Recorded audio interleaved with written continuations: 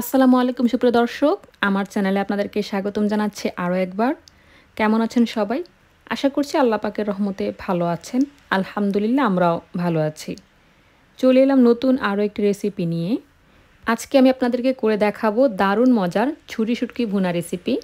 ছুরি শুটকি অনেকেই অনেকভাবে রান্না করে থাকেন, তবে আজকে আমি যেই প্রসেসে রান্না করব সেভাবে যদি আপনি বাসায় রান্না করেন তাহলে সবাই আপনার রান্নার ভীষণ প্রশংসা করবে। খুবই ভালো হয় খেতে, আঙুল চেটেপুটে খাওয়ার মতোই একটা রেসিপি। তো রেসিপিটি করার জন্য আমার লাগছে ছুরি শুটকি। আমি এখানে প্রায় 2 কাপের মতো ছুরি শুটকি খুব ভালো করে পরিষ্কার করে কেটে নিয়েছি। তারপর শুটকিগুলোকে একটা প্যানের মধ্যে দিয়ে 2 থেকে 3 মিনিট মিডিয়াম হিটে রেখে ধীরে ধীরে টেলে নিচ্ছি। সুন্দর একটা ফ্লেভার চারিদিকে বের হয়ে গেলে বুঝতে হবে শুটকিটা মোটামুটি হয়ে এসেছে। এখন এর মধ্যে আমি পানিটা দিয়ে দিব। পানির পরিমাণটা আসলে এভাবে বলা যায় না, একটু দেখে বুঝে নেবেন প্লিজ। পানিটা দিয়ে আমি শুটকিটাকে খুব ভালো মতো ফুটিয়ে নিব। আর এই কাজটা করতে হবে 3 থেকে 4 মিনিটের মতো। এতে করে যেটা হয়, শুটকি খুব ভালো মতো সেদ্ধ হয়ে যায়, কাঁটাটা ছাড়িয়ে নিতে সহজ হয়। তাছাড়া শুটকির যে উৎকট গন্ধ আছে অতিরিক্ত, সেটা চলে যায়। শুটকির উপরে যে ময়লা, বিভিন্ন রকমের মেডিসিন, তারপরে জীবাণু থাকে, সেটাও কিন্তু খুব সহজে চলে যায়। 3 থেকে 4 মিনিট সময় নিয়ে ধীরে ধীরে শুটকিটাকে পানিতে ফুটিয়ে নেবেন, তাহলে খুবই ভালো হয়। এটা হয়ে গেছে। এবার আমি গ্যাসের চুলাটা নিভিয়ে দিয়ে শুটকিটাকে পানি থেকে আলাদা করে নিব। তারপর এটাকে খুব ভালো করে ঠান্ডা করে নিব। একটু খেয়াল করে দেখুন আমি কিভাবে শুটকি থেকে কাঁটাটা আলাদা করছি। খুবই সহজ। আপনি যদি একটু সময় নিয়ে ধীরে ধীরে এটাকে ফুটিয়ে নেন তাহলে এই কাজটা করা সহজ হয়ে যায়। আর অনেক ক্ষেত্রে ভালো করে না ফুটিয়ে নিলে কাজটা একটু কঠিন হতে পারে। কাঁটাটা কিন্তু বেশ ধারালো। লইট্টা শুটকির কাঁটা কিন্তু না ছাড়ালেও চলে, কিন্তু ছুরি শুটকির কাঁটাটা ছাড়াতেই হয়, কারণ ছুরি শুটকির কাঁটা বেশ শক্ত আর এটা মুখে বাজে। তো এইভাবে কাঁটাটা ছাড়িয়ে নিলে খুবই ভালো হয়। তো আমি সবগুলো শুটকি থেকে কাঁটা ছাড়িয়ে নিয়েছি। তারপর একটা প্যান নিয়েছি। প্যানের মধ্যে দিয়ে দিলাম হাফ কাপের মতো সয়াবিন তেল, দিয়ে দিলাম হাফ কাপের মতো পেঁয়াজ কুচি এবং হাফ কাপের মতো রসুন কুচি। পেঁয়াজ, তেল এবং রসুনের পরিমাণ কিন্তু সমান রাখতে হবে। তো আমি সব কিছু একসাথে খুব নেড়ে চেড়ে ভালো করে হালকা ব্রাউন করে ভেজে নিচ্ছি। সেই পর্যন্ত অপেক্ষা করে যাচ্ছি। তো এই রান্নায় কিন্তু আমি কোনো রকমের আদা রসুন বাটা কিংবা গরম মশলা ব্যবহার করব না।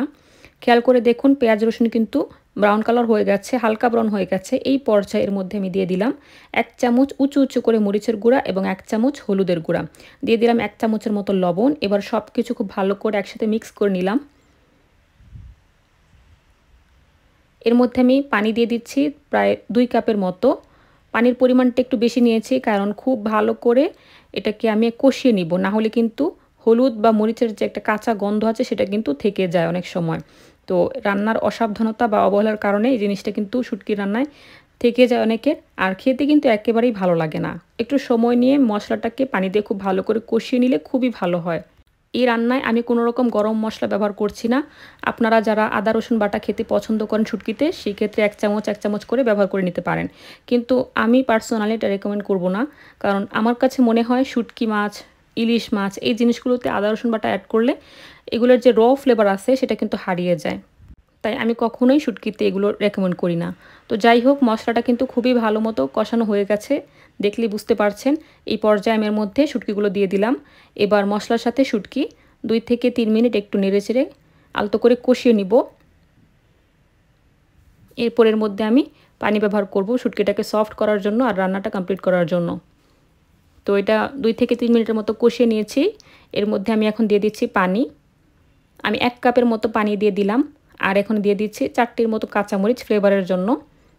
তো নেড়ে চেড়ে আমি এটাকে খুব ভালো করে রান্না করে নিব। ঢাকনাটা দিয়ে দিচ্ছি।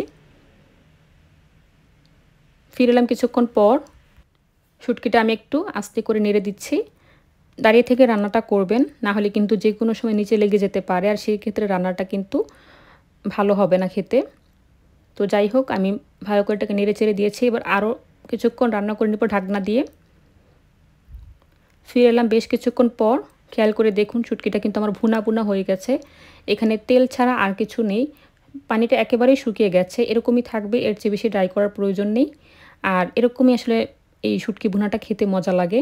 ঝোল ঝোল কিন্তু একদমই ভালো লাগে না। তো এটা হয়ে গেছে। এখন এই পর্যায়ে আমি ধনেপাতা কুচিটা ছড়িয়ে দিচ্ছি। এটা অপশনাল, চাইলে স্কিপ করতে পারেন, তবে দিলে ভালো হয়, ফ্লেভারটা খুব সুন্দর আসে। নেড়ে চেড়ে নিচ্ছি। আমি আস্তে করে এবার গ্যাসের চুলাটা নিভিয়ে দিব। এটা এটা হয়ে গেছে, এরকমই থাকবে। শুটকি ভুনাটাকে আমি আবার একটা প্লেটের মধ্যে সার্ভ করে দেখাচ্ছি কীরকম হয়েছে। খুবই সহজ এই রান্নাটি। সবসময় অতিরিক্ত মশলা দিয়ে রান্না করলেই যে সেই রান্না ভালো হয়ে যায় আর সিম্পলভাবে রান্না করলে যে ভালো হয় না, এটা কিন্তু একেবারেই ভুল কথা। তো আজকের রান্নায় আমি কোনো রকমের গরম মশলা কিংবা আদা রসুন বাটা অ্যাড করিনি। আর এই সিম্পল রান্নাটি খেতে অসম্ভব ভালো হয়। এভাবে বাসায় করে খেয়ে দেখবেন। আশা করছি আজকের রেসিপির নতুন রাঁধুনি, প্রবাসী, ব্যাচেলর বা স্টুডেন্ট সবার জন্য ভীষণ হেল্পফুল লেগেছে। রেসিপি ভালো লাগলে লাইক, কমেন্ট, শেয়ার এবং সাবস্ক্রাইব করে দিবেন। ধন্যবাদ। আসসালামু আলাইকুম।